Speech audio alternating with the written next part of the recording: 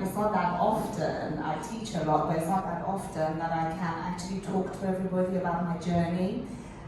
So I thought I'd make this a little bit more interesting and actually discuss my own journey with you guys, rather than showing you before and after teeth and you know how good I am at doing cosmetic dentistry. You might find it boring, you might like it, give me some feedback about it. The positions I hold at the moment is that I'm a general dentist. I have special interest in prosthodontics and cosmetic dentistry. I'm an Invisalign provider and a specialist advisor for CQC. I'm a committee member for British Association of Cosmetic Dentists, and also Dental Foundation Education Supervisor and a panel member for national recruitment. I support Health Point Foundation charity, and I've been providing dental relief for this particular charity. My background is that I was born in Bristol in a medical family. My mom a midwife, my dad a consultant, orthopedic surgeon. When I was 4, we moved back to Iran, where my mom is from, and with my younger sister, and she was 2 at the time. I've moved schools many times within Iran, within the UK, and due to all the political situation happening back home in Iran and the Iran-Iraq revolution, eventually I moved back here. This is me on the top when I was a baby in Bristol. This is my mom and dad. My dad is Indian, my mom is Iranian. And that's me on this side, and that's my sister, who's a year younger than me, 2 years, and that's me on the top. So I've got another sister, by the way, as well. You'll see the picture in a minute. This is my life timeline. In 1988, we moved back permanently to London. I started doing my A-levels. Within 9 months, I secured a place in Guy's Hospital here. In Guy's Tower. I did have other offers like pharmacy, dentistry, medicine, but I decided to choose dentistry, and I started my journey here like you guys are probably now in September 1989. Those days the course was only 4.5 years, and I qualified in December 1993, and I started dental foundation training, which we used to call vocational training, in January 1994 in Portsmouth. So this is me on this side. Maybe you still graduating Southern Cathedral, I'm not sure, but that's my graduation, May 1994, that's me. On the top right-hand corner is my group, and on the lower right, you can see that's when I started my dental foundation training. So that's in the practice. What motivated me to be a dentist? Well, I have no dentist in my family. I didn't, when I was watching my dad when I was growing up, I saw that my dad worked very long hours. And I thought, well, I really don't want to do that, and I don't want to learn about the whole body, I just want to learn about the mouth. So I thought it'd probably be more simple to be a dentist. Or did I know otherwise? The other thing was that I had a big passion to connect to people. I love talking to people, communicating. And I thought maybe that's a good way, because people come to you rather than you going to people. During my university time, I began to learn to love dentistry more, because I began to learn more about teeth and how it's such an art to be a dentist. And also one of the other reasons which helped me in my in university time was my clinical group, which my group and my support tutors. Basically, I was in the second year, just gone into second year clinical phantom head, and my demonstrator one day pulled me aside and he said, Nicola Gore, I just wanted to tell you that I don't think you're fit to be a good dentist. You don't have the manual dexterity to carry on, so you better leave. And we want to make an appointment with the dean, Professor Ashley, for you to have a meeting. So this now, you have to remember, when I came from Iran, my English wasn't very good. I didn't really understand what manual dexterity meant. So I went back home to my mom and dad and I said, so what is manual dexterity? And my dad said, well, working with your hands. So I said, but apparently I can't work with my hands. I'm not going to be a good dentist. And my dad got very angry and he said, go back to him and tell him that manual dexterity is something which is acquired. It's not something that you're born with. So go back there and you're not having a meeting with anybody. You are staying in this dental school. And from that on, I sort of shared this with my clinical group, and they all stuck to me and they really supported me. And I'll just go back and I'll show you. It's the group on the top, right? And I'm still in touch with them 25 years later. And we just recently had a reunion. So, anyway, I stayed because one of the other reasons was I don't want to let my family down, and that's really key. You know, you don't want to, you've gone through so much, you've put your family through so much, so you really think I should really hang in there. After I qualified and after I finished my foundation training, I wasn't sure what to do. So I thought, what should I do? So I reflected on the things that I wasn't good at, and one was oral surgery. And I felt that I really need to improve on that. So I decided to come out of my comfort zone and apply for house officer posts. So those days we used to call them house officer and senior house officer posts. They weren't called DCT. It's the same thing as a DCT. So I applied, and I got my first position in MaxFax. I did MaxFax in various hospitals, Hillingdon, Mount Vernon, Northwick Park. Did a rotation for 2 years, and this is all in the various clinics. This is me, and I finished all that, because those days, if you wanted to apply for a master's degree, you had to have a 2-year MaxFax or hospital experience. So after I finished that, I learned a lot. A lot of the photos which Laura showed, I actually experienced those. And we did a lot of stuff. A lot of suicides used to come in, people jumping off bridges and their faces had exploded. And it was quite scary. Anyway, so I finished that, and then straight after that I went to work for a large corporate practice in Islington, in the city. But it still wasn't enough. I just thought I need more challenges. This is getting a bit boring now. So in 1997, I decided to travel to Australia. And in Australia, I worked as a dentist for 1 year. And I learned to scuba dive, became an advanced PADI. I skydived, I did bungee jumping. I became a flying dentist, so with a medical group, we'd fly out and treat Aborigines, take teeth out for them, and I got even more experience in oral surgery, which was great. During this time, I kept applying to do a master's degree, and I never gave up. When I was there, my mom called me, because those days email was, or WhatsApp, there was nothing like that. So she called me one day, and she said that you've been accepted to do a master's degree in Queen Mary. So what are you going to do? It was such a big decision, because I was really having the time of my life. But I decided to come back. And in 1998, 2 years full-time program, I was the second batch to do an implant dent in fixed and removable prosthodontics.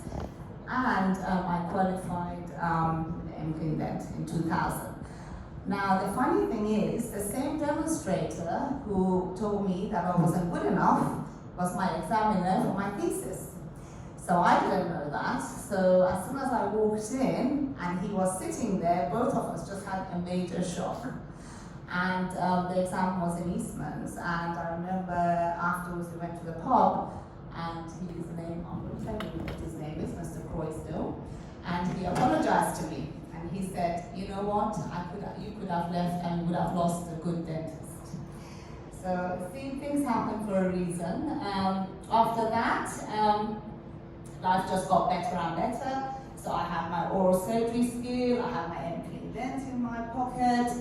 I thought, you know what, let's work for another corporate practice. So I started working for Boots, which is a specialist practice, which they don't exist anymore, by the way. They were sold with a penny exchange. They did very badly, went down, unfortunately. Very good concept, but it didn't work. But working for all these corporate practices made me really ready for the next step in my life, which was opening up practices. And I thought I want to open my own style of practice. I opened up 2 squat practices between 2002 and 2008.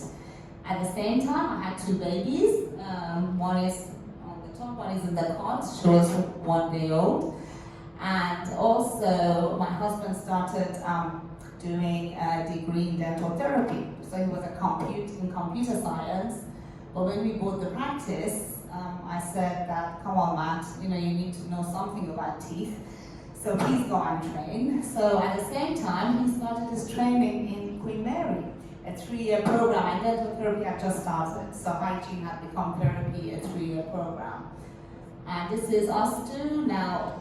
On the right is me getting my MClean dent, and Matt, at the same time, getting his computer science master's degree. And this is before we had kids. This is our honeymoon. We went skiing, so I love sports. And when we decided where to go, I said I really want to go skiing, because I hadn't skied for 10 years and I really missed it. So that's us together. And then I decided to become a trainer. And in 2003, I quite heavily pregnant with my 2nd child. I went for interview to be a DFD trainer, and I have now been training almost, my 20th trainee is here, Kavita, just sitting over there, and that's her on the right. And my first trainee, Peshman, became my brother-in-law and married my sister. I didn't even know they were dating. So, and my sister only came to see for me to check her teeth, so I don't really know what happened. But they've been happily married since 2007. Kavita is currently my trainee. She started in September. So, what keeps me enthusiastic about my career? Well, as all the other ladies said, communication is the key, guys. You need to be able to talk to your team. You need to be able to listen, engage. Engage, be happy. Dentistry is quite a difficult career. It's very stressful. It can be quite tiring at times. Sometimes you're there, you don't even know what you're doing. It is quite tricky. But you know what? The more you communicate with with the people in your practice, with the senior dentist, the more easier it gets. And also, always be on top of your knowledge. If you know something well, then you will be confident, you'll be happy, and you want to work. But if you don't know something, then you're just going to find it very difficult, and you're going to hate going to work, or you're going to hate doing something. So, read a lot, watch stuff, get your basics right. Okay, it's great to do composite bond dops and Invisalign, but if you can't do a good history taking for a patient who's got toothache, it's a bit pointless to do Invisalign, isn't it? So get your basics right. Look at, make sure you get good quality radiographs, good quality photos. Your initial records, know what all these sensibility testings and things mean. Make sure that you come up with good diagnosis, prognosis, and that way, when you explain all that to your patient very nicely, your patient will say, actually, you know what? I want you to do my teeth whitening. I want you to do my Invisalign. I want you to do my Botox or whatever. But if you can't get those right, the patient will actually read into it. I said, if this person cannot treatment plan me or cannot talk to me, can't even take a proper x-ray, I don't trust this person with anything. The way I keep up to date is I joined the PhD, which was one of the best things I do. I go on study clubs with them and stuff. BDA, I read a lot of journals. And you know what, being a foundation trainer has been very good. All the trainees, they don't know, Kavita, hold your ears, but they teach me something. And I learn a lot from it, because you guys are more up to date than us older generation. So you do teach us stuff, and we pretend that we know it already, but we don't. So, you know, being a foundation trainer has been amazing. You work in a small team, bring a lot of positive energy into it, make it happy, be professional still, but you don't have to be like prim and proper because you're a dentist. You can still have fun. Always, if you're stuck, ask a senior dentist to help you. Don't be shy about it. And also, one of the other ways after you've qualified, join a local study club. There's loads of study clubs which are free. Do peer reviews. You know, because after foundation training, when that's finished, all of a sudden, I find that everybody's a bit lost, and everybody's thinking, well, what next? What do I do? You know, some people go to DCT, some people stay in the practice they're working, some people apply for other jobs, some people go traveling. I think if you can maintain your network in any way you can, then that way you will learn from others and you'll be able to develop a good career pathway. I think one of the good ways is to go on to study clubs, and a lot of multidisciplinary practices in your area would be holding study clubs which are free. Be realistic. I know there's lots on social media, lots and lots, and it's very easy for you guys who are a bit premature in your career still to look at these and think, I'm not good enough, and you know, these photos are amazing, but I will never be able to produce that. Would you ever put a bad selfie of yourself, Fatima? No? Wouldn't. Would you guys? Anyone? No. We'll always find the best photo, put good filters on it, and then post it, yeah? So it's the same thing, you know, it's the same thing with teeth. People are putting really good images of, you know, they never show the palatal aspect. I always think, what's happened? It's just, you know, it's not the front part, you know, there must be palatal or occlusal. People don't show things like that. So, you know, don't think you're not good enough. You are. If you are here, you are good enough. If you've got to this stage, you have proved A-levels are not easy, GCSEs are not easy, getting into dental school is not easy, you know, and then going through all the exams which you guys are doing. So you guys have done really well, very bright kids to be here. You know, Instagram, Facebook, Twitter, they're all powerful tools, but don't misuse it, okay? And also remember, diamonds are made under pressure. So it's just charcoal under pressure that it becomes a diamond. And, you know, we dentists are not going to be perfect from the start. We've got to go through a lot of hardship to become really good at what we do. Our career is constantly changing. When I was in university, there was one computer in the medical school, in the library, and we had to make an appointment. It took up a whole room. So, but now crowns are made digitally. Everything we rely on our phone, on our laptop, on everything. Yeah. So things are constantly changing. You have, you know, very important decision you've made in your life to be a dentist, but you've chosen a very good career. It's a very flexible career. You can do a lot of stuff with dentistry. You can do go into research. You can open your own business. But you know what? First, get the basics right and learn to be a very good dentist. Learn to communicate with people, to connect with people. And that will make you a good dentist. I observe a lot of people when I was your age. I used to observe so many people, you know, to see how do they do it. So how a successful dentist, how do they work? I used to observe politicians, because if you look at politicians when they talk, they open their arms, don't they? So that shows openness. So when you talk to your patients, don't stand there like this or fold your arms. Be open, you know. That's what patients will look at your body language and will say, okay, this dentist is a bit scared of me, but I'm scared of them. So, you know, be open and honest. Learn that your body language actually shows when you're showing, you know, that you're scared. And also trying, after dentistry, it's good to do things like which help your communication skills. I don't know how many of you did Lambda or public speaking, things like when you were kids. I'm sure you've done it, my kids did it. And I think that is really good because that will really help to help you talk and help you come out of your comfort zone. So, go on courses like this. I attended a couple of Ashley Latter, a couple of courses like that, and I think it really did help my selling skills as well. I did something called a crisis management, which is for pilots. And basically, when there's a crisis happening in the cockpit, how they handle it. It was a 2-day program, and it was actually amazing because it gave me a lot of tips on how to handle crisis anywhere, in any situation. The other thing is be generous with your knowledge, share your knowledge. I find a lot of dentists unfortunately don't do that.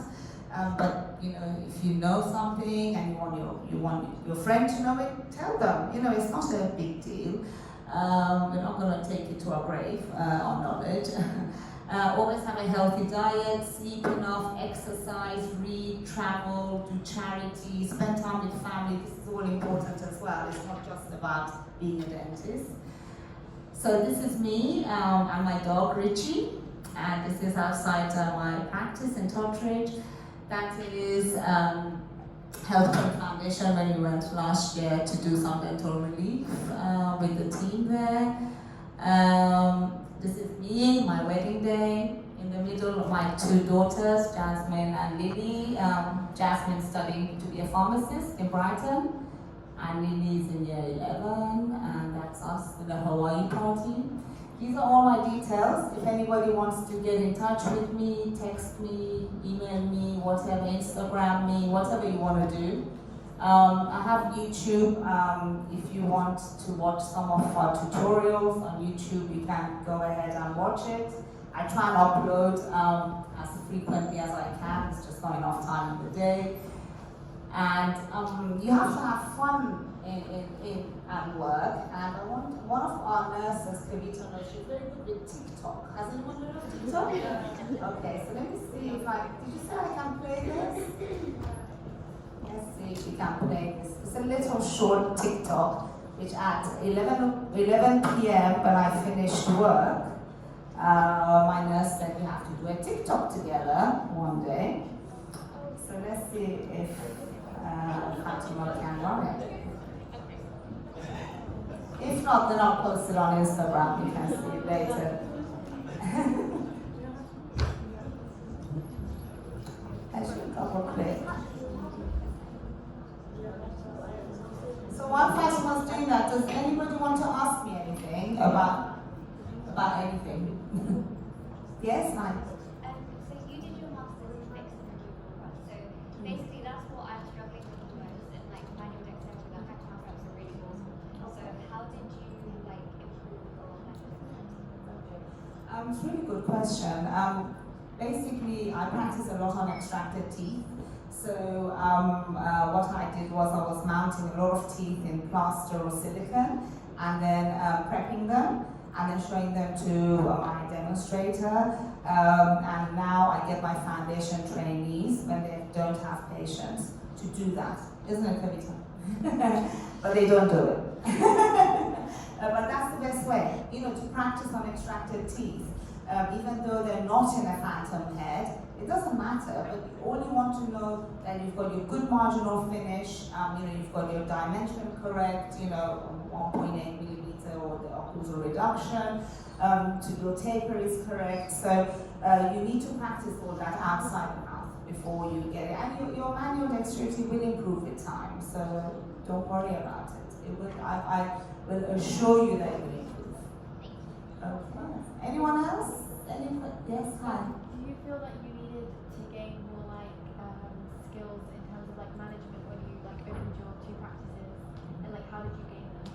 So basically, because I worked in 2 big corporate practices, corporate practices are sort of, there's a ladder, the management style is a big ladder which goes down, And the practice I worked in had quite a very good manager, and a lot of the compliance stuff was already, which are now really sort of what people are hot on, but actually embedded in those corporate practices already. So that's how I learned everything I needed to learn from that.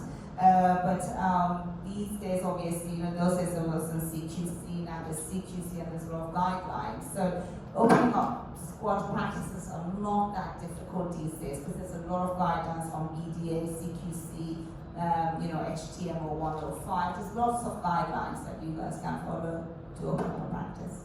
Good question. Any other questions?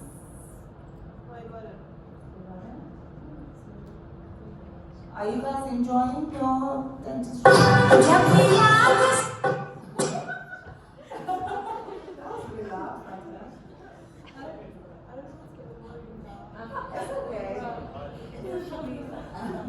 It's okay. It's only a few seconds anyway. So.